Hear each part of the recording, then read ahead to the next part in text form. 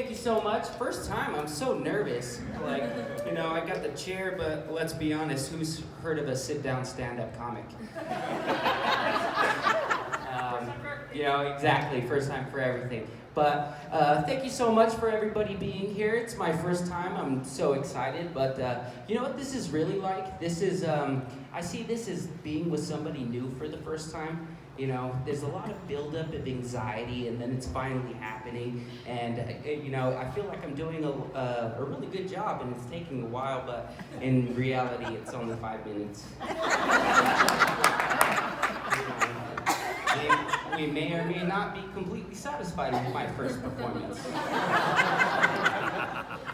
but I still have more material. So I just turned 28 years old a couple of months ago, and all right. Thank you. It actually comes to a surprise to a lot of people just by looking at me. Especially last year, I went out to Vegas to go see my adopted father, and mine and his story is like the boy adopted the man. It's very easy process, not as much paperwork involved. Yeah, I went out there for his wedding, and I was going through security at DIA Airport, and the first TSA guy, he asked me, "What grade are you in?" Oh. And as shocked as I was, I could only answer him the way that I only knew how to, and it was 27. Yeah, a little kind of embarrassing, but yeah, a little bit about myself. I don't want my cane to fool anybody because I'm not a pimp. No, but what I am is visually impaired, and do not mistake that with blind. Please don't, because the difference is that in a well-lit room, I can still see that ass in them jeans. Scared of you?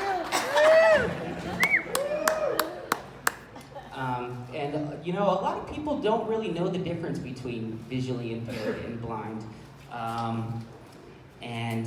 My best way to describe it, or no, not really my best way to describe it. I really want to play on other people's naivety, and harness it. So I really want to try to meet somebody in other places, right? And I want it to be somewhere where I'll be noticed immediately as soon as I walked in. So I walk in, and she looks at me and says, "This is the girls' bathroom." Oh! Well, hi, I'm Johnny. Nice to meet you. Wash your hands first.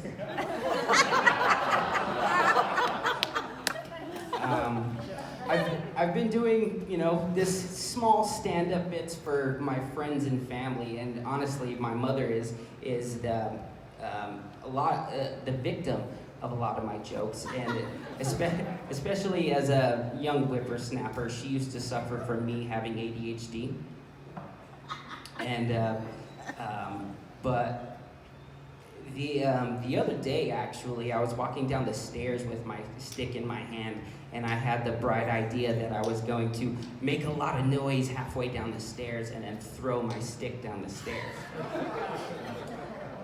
Yeah, she wasn't very happy with me.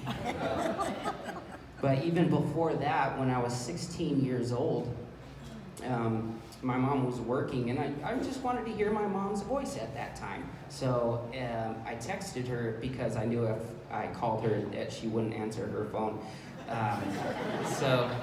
So I texted her and I said, "Mom, when you get home, do not panic. I have everything under control."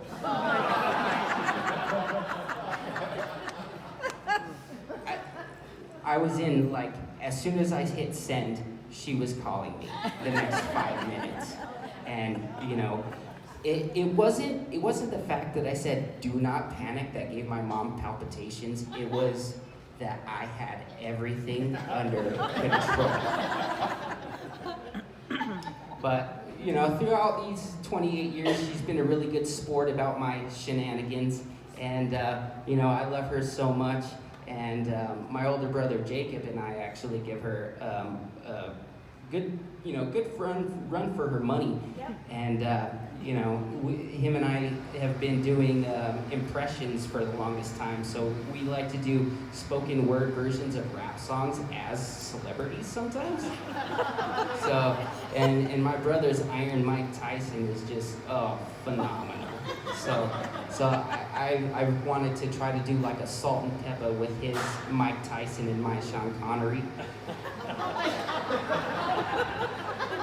I think it will work out pretty good. But I'm having so much fun. This is not the first time on, you know, this stage, quote unquote. I used to be a thespian when I was in high school. No, thespian.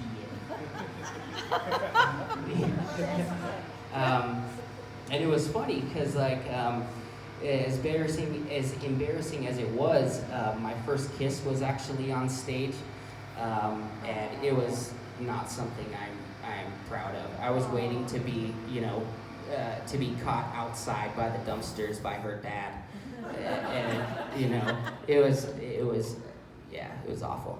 But anyway.